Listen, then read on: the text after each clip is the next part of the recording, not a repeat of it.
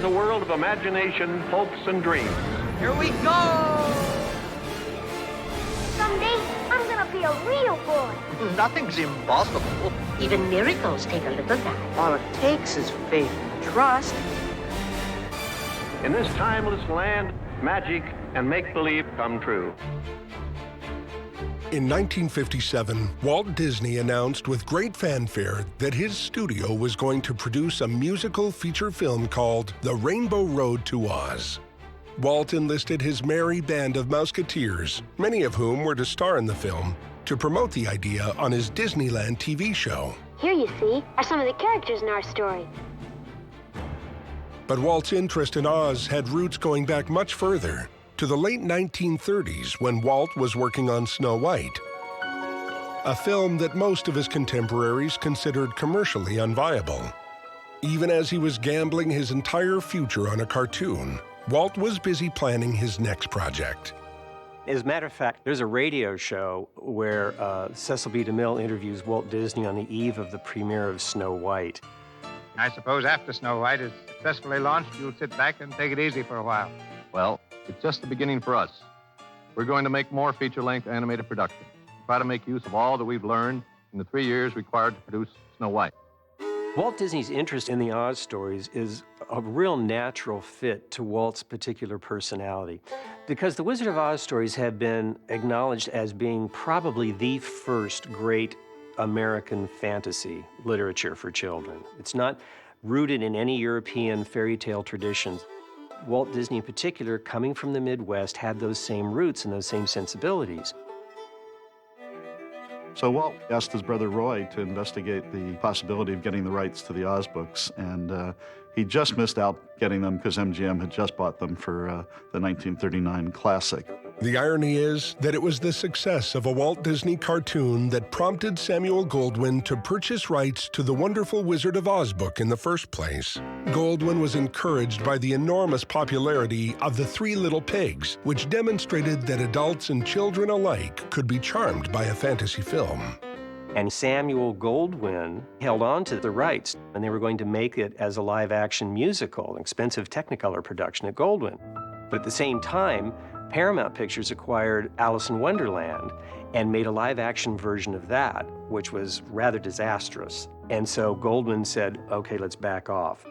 Then, at the end of 1937, Walt Disney releases Snow White and the Seven Dwarfs, and it's a huge hit. I mean, it had been seen by more people than any other movie up to that time.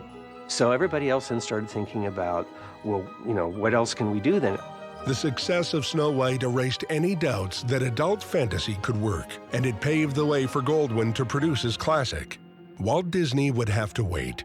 But when it came to a good story, Walt had a memory as long as the yellow brick road.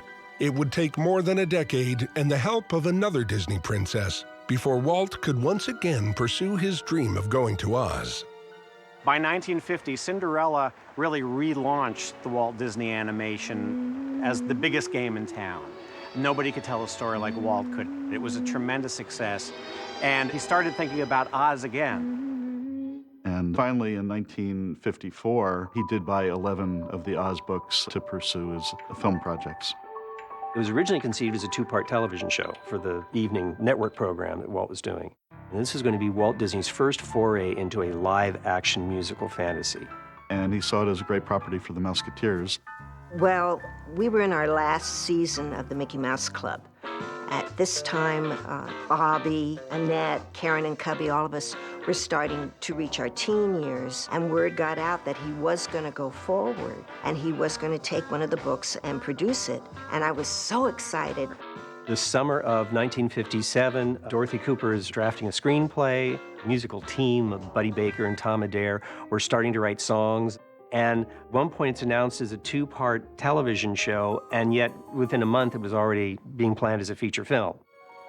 To help promote the idea, on the beginning of Walt Disney's 57-58 television season, they had a sequence where the Mouseketeers come up to Walt Disney and say, hey, since the studio now owns the rights to the Oz stories, why not do a musical, and can we be in it? Now, I'm going to make a picture out of the Oz stories.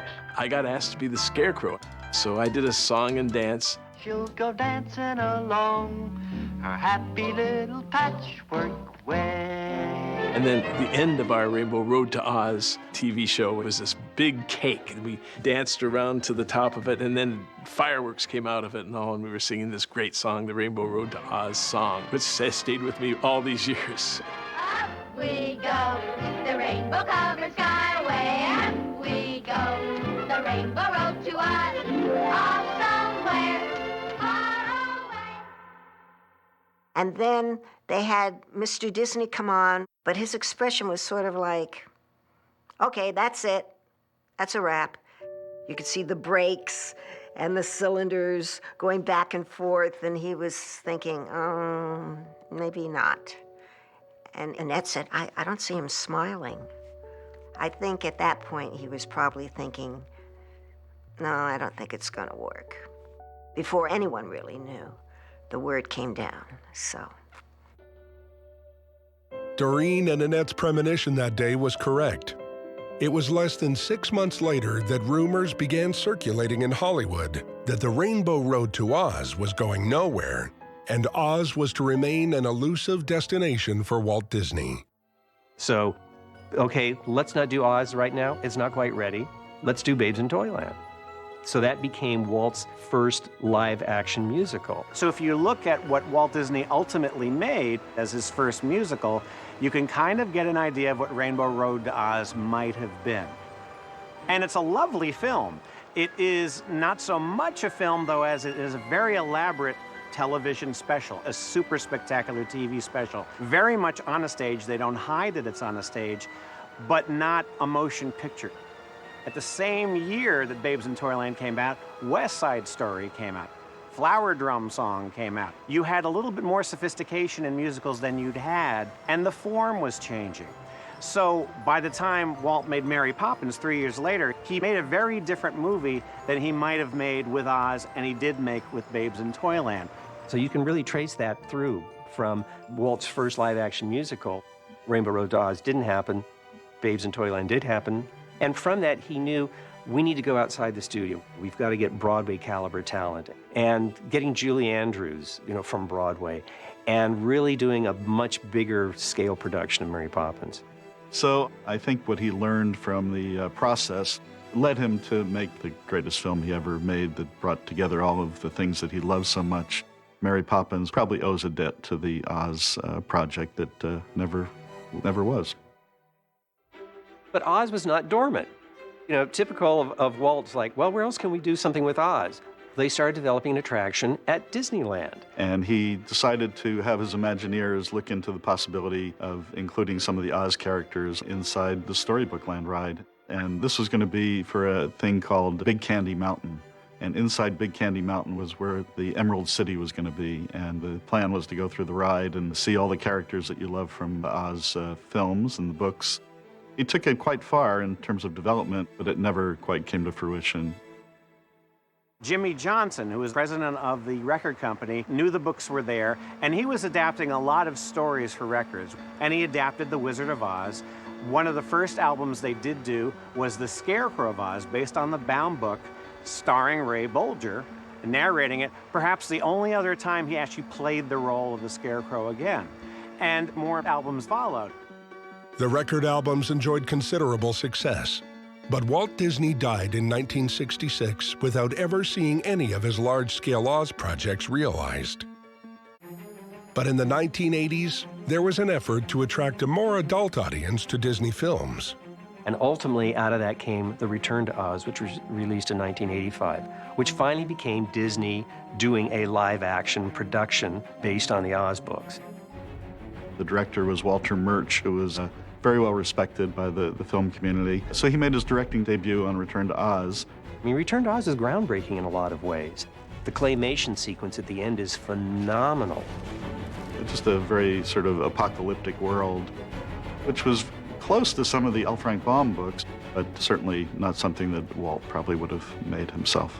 But it has developed a cult following.